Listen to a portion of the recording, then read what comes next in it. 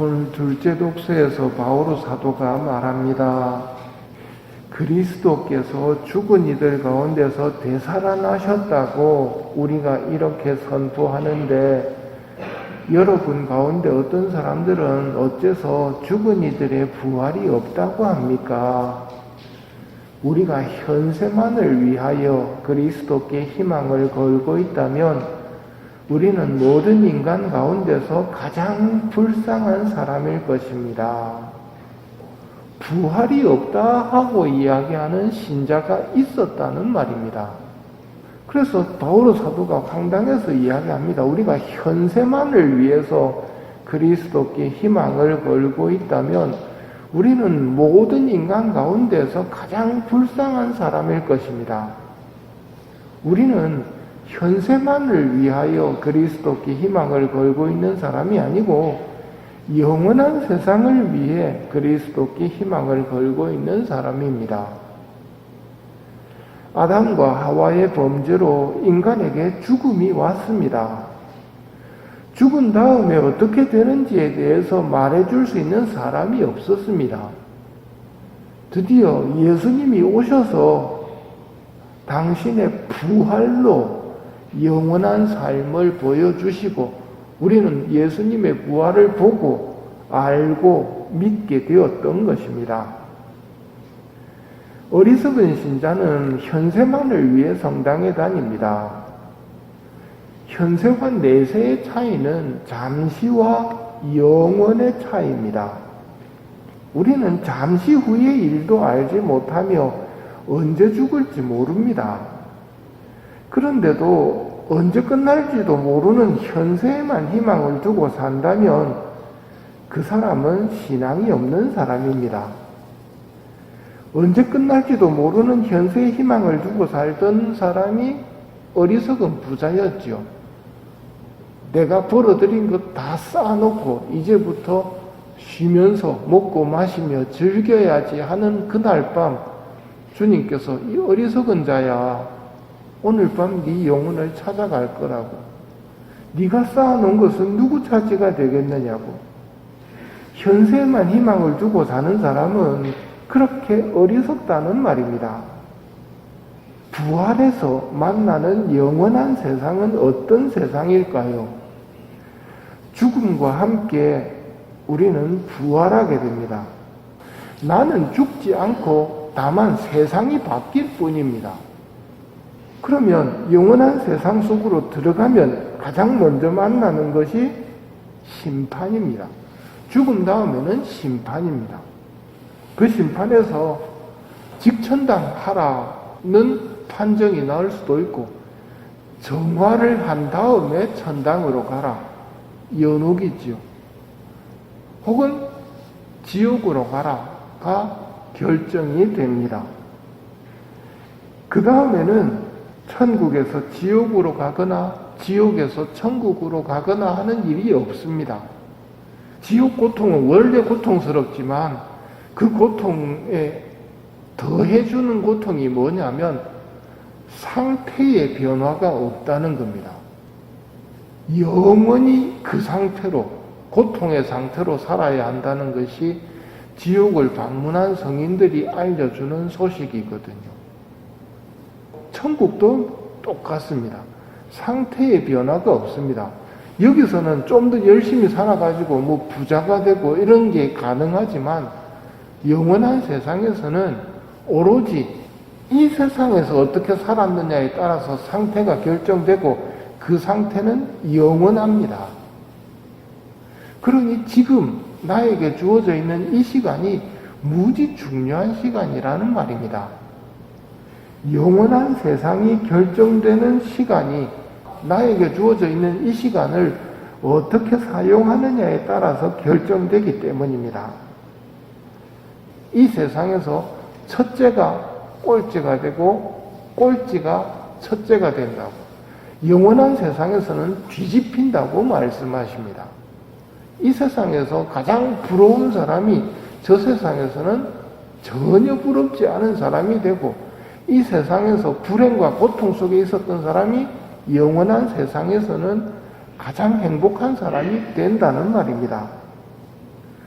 오늘 들은 복음 말씀도 그렇습니다. 행복하여라 가난한 사람들. 가난한 사람들은 이 세상에서는 그렇게 부러움의 대상이 아니지요. 행복하여라 지금 굶주리는 사람들.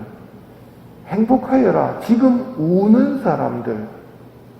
사람들이 너희를 미워하고 사람의 아들 때문에 너희를 쫓아내고 모욕하고 중상하면 너희는 행복하다. 그날에 기뻐하고 뛰놀아라. 보라 너희가 하늘에서 받을 상이 크다. 여기서 고통 속에 있었던 사람들에게 예수님께서는 기뻐하고 뛰놀아라.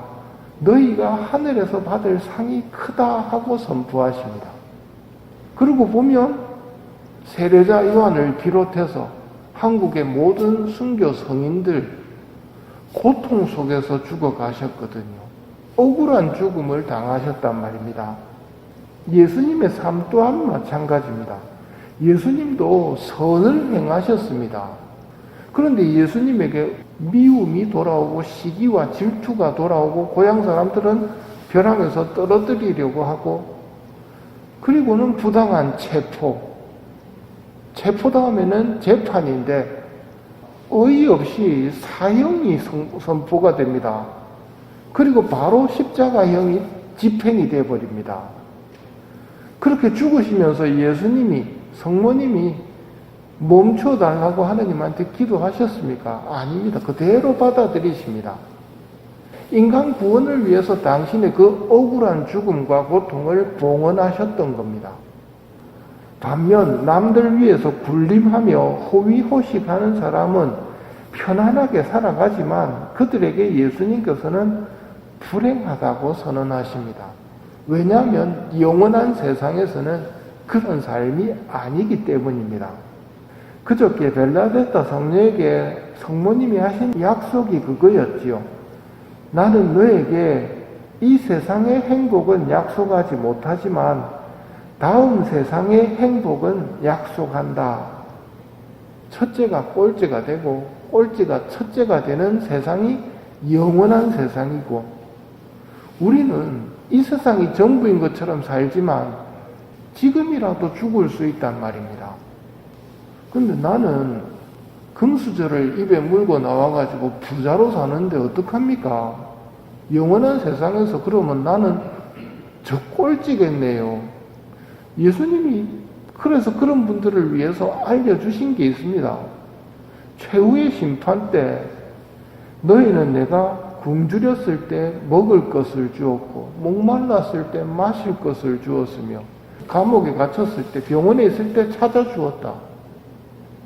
그렇게 살던 사람 중에 대표적인 부자가 예수님에게 동굴을 내드린 사람, 그리고 암암포로 장례를 치르게 해준 요셉, 그런 사람들은 부자였지만 그 부를 자기만을 위해서 사용하지 않았던 사람들은 모두 다 예수님에게 해드린 것이 되었고, 천지 창조 때부터 너희를 위하여 준비한 이 나라를 차지하여라 하면서 하늘나라에 들게 된단 말입니다. 그러니 예수님의 권고는 분명합니다. 안 좋은 것을 가지고 있는 사람들 행복하니까 불평하지 말아야 됩니다. 많이 가진 사람들 시기 질투하지 말아야 됩니다. 그러면 그 가난한 사람은 행복한 사람입니다. 반면 가진 것이 많은 사람이라면 이게 내 거라고 생각하지 마시고 하느님의 자녀를 형제로서 돕는 게 내가 해야 할 일이다 하고 살아가신다면 하늘나라에서 내가 형제에게 준 것들이 엄청나게 100배로 쌓여서 돌아올 거라는 것을 믿으십시오. 그게 우리의 신앙입니다. 그럼 이제부터 그렇게 살아가도록 합시다. 이해가 안 된단 말입니다. 우리는 작심삼일입니다. 그래서 뭐가 더 필요합니까? 하느님, 제가 이 삶을 살아갈 수 있도록 도와주십시오 하는 게 필요합니다.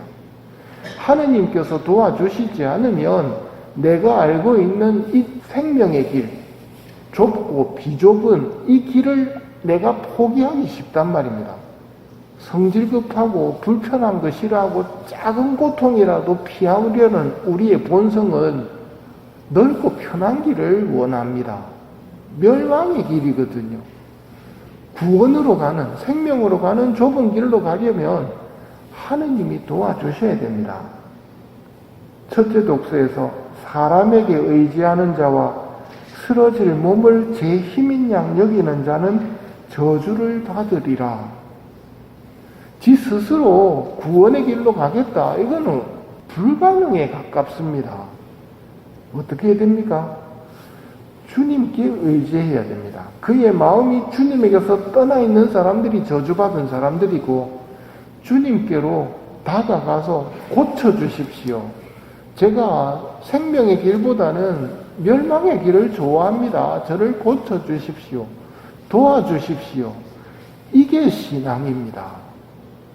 이게 빠져버리면 윤리와 도덕하고 별 차이 없습니다. 착하게 살아라, 베풀면서 살아라. 그럼 밖에서도 하는 것 교육이거든요. 성당에서가 뭐가 달라지느냐면 그 삶을 우리 힘으로 못 산다는 것이 우리의 신앙 고백입니다. 그리고 못 사는 이유는 내 탓이라고 가슴을 치거든요. 그래서 도와달라고 하느님께 청하고 그 삶을 살아가려고 노력하는 것이 신앙입니다. 그런 사람은 하늘나라에서 분명히 100배의 상들을 만날 것입니다.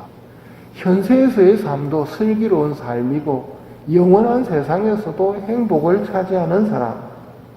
그러니 오늘은 주님의 힘을 받아서 가난하고 굶주린 사람들, 지금 우는 사람들을 도우면서 하늘에 보물을 쌓는 시간을 허락해 주셨음을 알고 이 시간들을 그렇게 살아가도록 합시다.